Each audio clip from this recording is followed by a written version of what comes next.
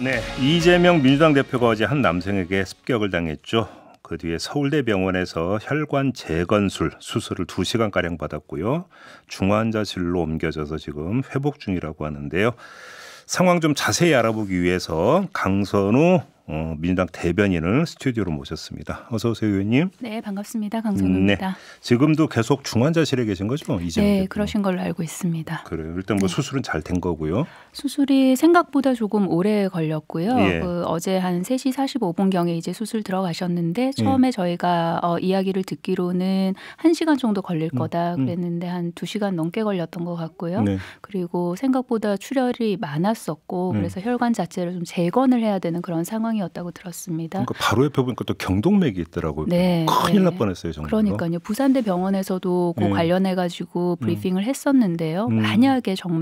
만약에 경동맥 쪽으로 그렇게 손상이 있었다면은 4분 정도 넘기기가 어려웠을 것이다라고 부산대 병원에서 밝혔죠. 그래서 굉장히 엄중한 상황이었고요. 예. 그러나 다행히도 이게 수술이 마무리가 됐고 그리고 지금 중환자실에서 안정 취하고 계신 걸로 알고 있습니다. 그러니까요. 정말 큰일 날 뻔했는데 이럴 때 뭐 그나마 다행이라는 표현을 써도 되는 건지는 잘 모르겠습니다만. 그러니까요. 네. 예. 아무튼 그러면 가족분들은 지금 병원을 지키고 있는 겁니까? 네네. 가족분들 곁에서 지킨 걸로 알고 있고요. 그리고 이제 그 주요 당직자분들도 그렇게 함께 계신 걸로 알고 있습니다. 지지자분들도 뭐 병원 앞에 쭉 있다 이런 보도가 제가 어제 병원에 갔을 때는 지지자분들이 꽤 많이 계셨고요. 그런데 질서정연하게 그렇게 좀 계셔주시는 모습이어서 예.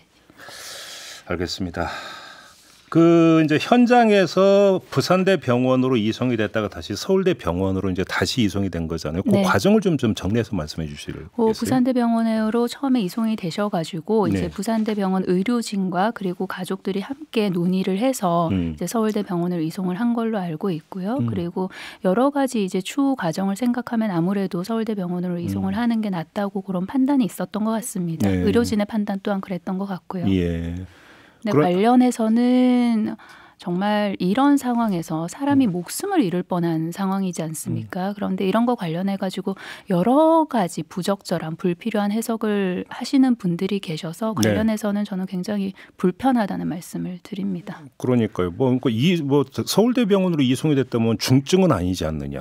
그리고 중증이 아닌데 왜 그럼 닥터 헬기를 띄우느냐. 또 이런 뭐 주장까지 나오던데요. 그러니까 이 사건을 보자면은 목 부위에 살해 의도를 가진 피의자로부터 목숨을 잃을 뻔한 일이었습니다.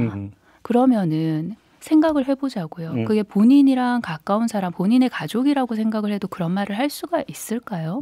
그리고 관련해가지고 의료진과 가족이 충분히 상의를 한 다음에 그 다음에 이제 서울대 병원으로 이송을 해서 그것도 굉장히 중한 수술을 그렇게 잘 끝낸 것인데 네. 이걸 가지고 그러니까 음모론에 가까운 거잖아요. 그리고 어떻게든지 흠집을 내보려는 이거를 이용해서 내지는 악용해서 근데 그렇게까지는 하지 않았으면 좋겠습니다. 정말로. 네.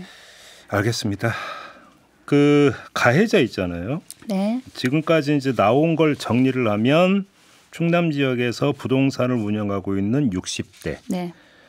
그런데 지금 뭐 과거에 민주당에 가입한 이력이 있다. 뭐 근데 또 이 사람 또 그 전에는 또 국민의힘이 입당한 또 전력도 있다고 진술을 했다더라. 뭐 별별 얘기가 계속 나오고 있는데 당에서는 어떻게 파악하고 계세요?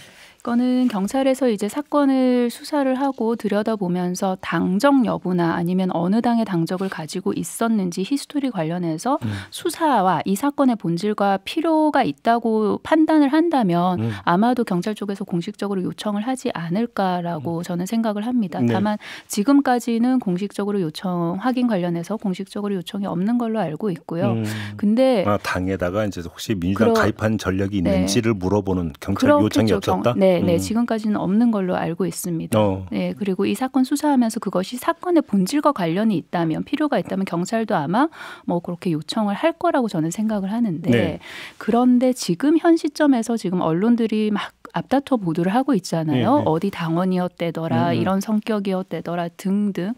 전 정말로 좀 자제해 주셨으면 좋겠어요. 결국 정파적으로 유불리 따지는 거죠. 그러니까요. 생각을 해보자고요. 이 흉기를 가지고 목 부위에 찌르려고 해서 사람이 죽을 뻔한 일이에요. 네. 이게 이 일의 지금까지 본질 아닙니까?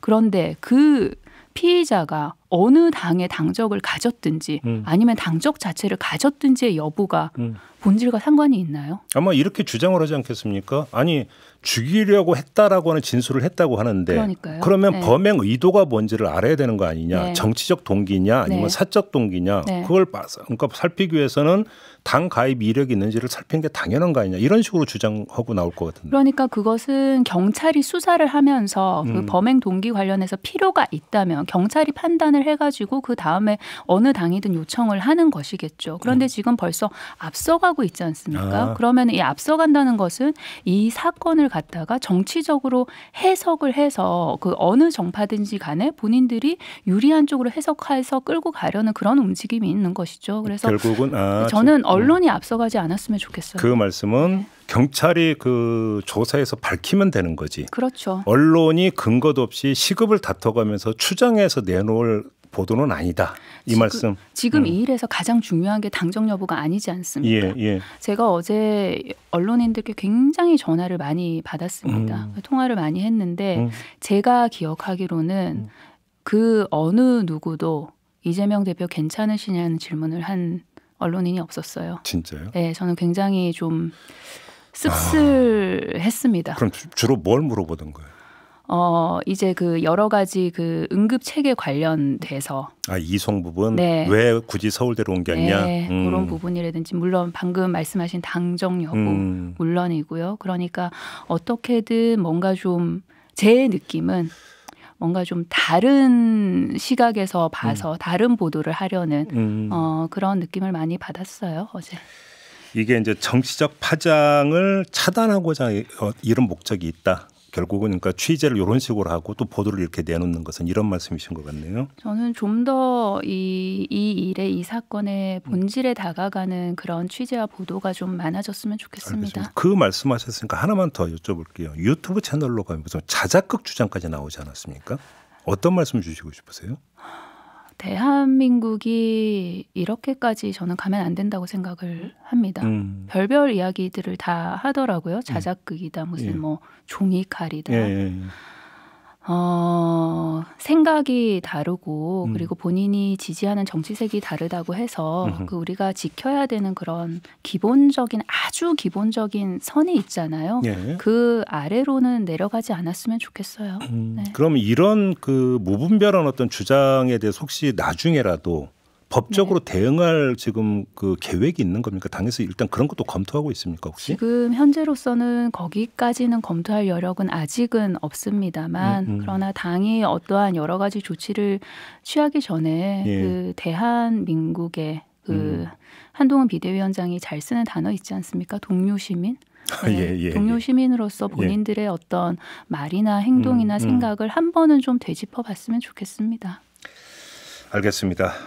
자, 그다음에 이제 그 왜 이런 그 피습 사태가 발생했느냐, 결국은 경호가 이루어지지 않았다. 이 점을 제기하는데 지금 법적으로는 공식 선거 운동 기간에만 정당 대표에 대한 신병 경호가 이루어진다면서요? 네, 지금 그런 걸로 알고 있습니다. 그러니까 예를 들면은 전현직 대통령이나 아니면 국무총리, 국회의장, 대법원장, 헌법재판소장 등 이렇게 소수만 현재로서는 경호를 받을 수 있게 되어 있고요. 그런데 이제 선거가 시작되면은 이제 좀 더 그 근접 경호가 이루어지는데 관련해서 조금 다시 한 번 더 좀 정리를 해야 되지 않나, 정렬을 해야 되지 않나라는 생각을 하고 있습니다. 근데 과거에 이제 다른 정치인에 대한 어떤 그 습격이 있었을 때 가 거의 대부분이 다 현장 유세 과정에서 지금 벌어졌거든요. 맞습니다. 그러니까 현장에서 어떤 이른바 지지자가 되든 누가 되든 간에 접근을 차단을 하지 못하고 이것을 사실 정리가 안 되잖아요. 현장에서 얽히다 보니까 그럼요. 이런 현상이 빚어지는데 이거는 좀 어차피 이제 앞으로 본격적으로 선거운동이 진행될 때는 좀 어떤 대책이 좀 강구가 돼야 되는 거 아닐까요?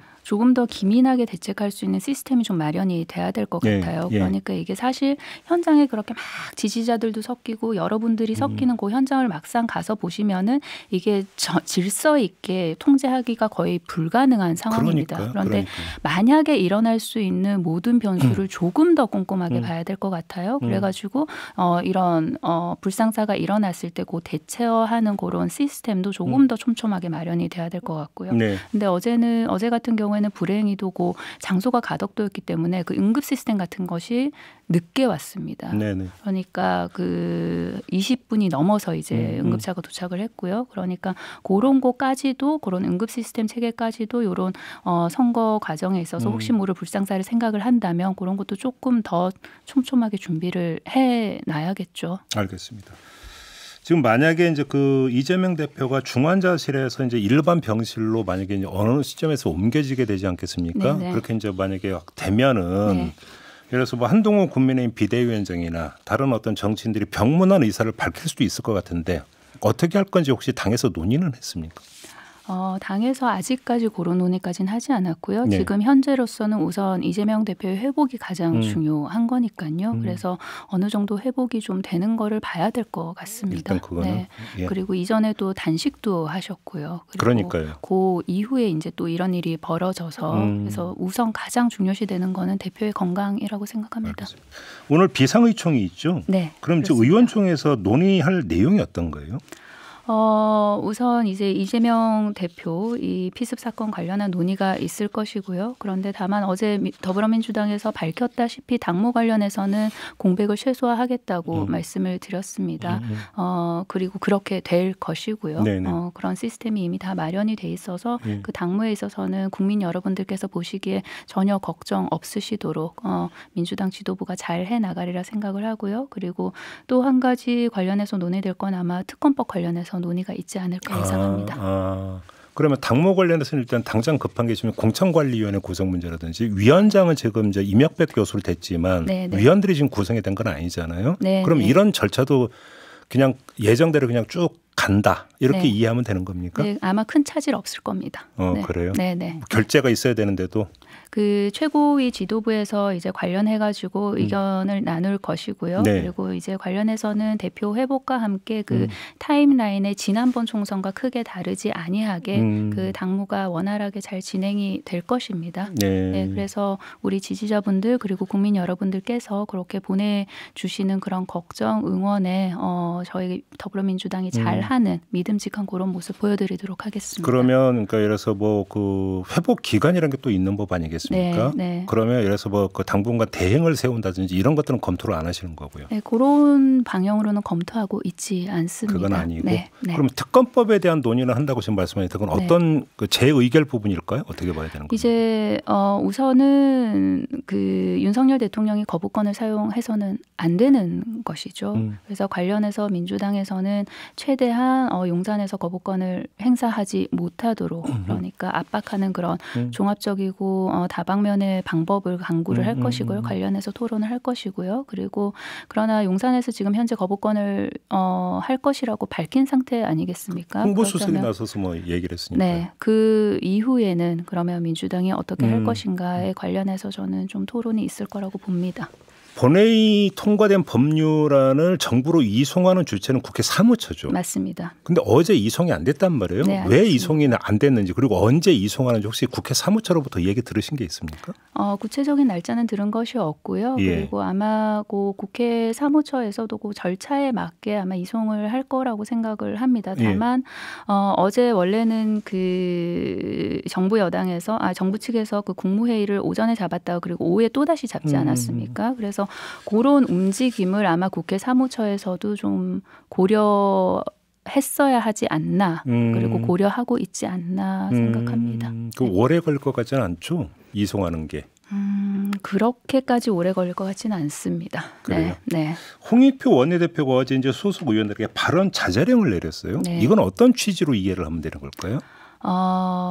이 이재명 대표 피습 사건 관련해 가지고 네. 과도한 정치적인 해석이나 그런 걸로 너무 많이 앞서가지 말았으면 좋겠다라는 그런 의도에서 말씀을 하셨던 것 같고요. 네. 그리고 이 사건 관련된 모든 일들은 경찰의 엄중하고 공정한 수사로 먼저 밝혀지는 것이 맞지 않습니까? 그래서 거기에 너무 앞서서 어떤 정치적인 발언이나 해석이 나갈 것을 염려를 했던 것 같아요. 그럼에도 불구하고 일부 의원이나 당직자는 또 입장을 표명을 했던데 그건 어떻게 평가를 하세요?